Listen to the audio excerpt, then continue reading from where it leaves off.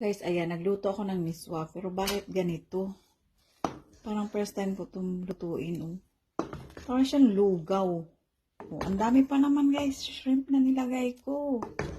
Isang balot na shrimp talaga to, guys. Tapos, nilagyan ko siya ng 8 itlog. Pero bakit parang hindi ko nakikita ang itlog, oh?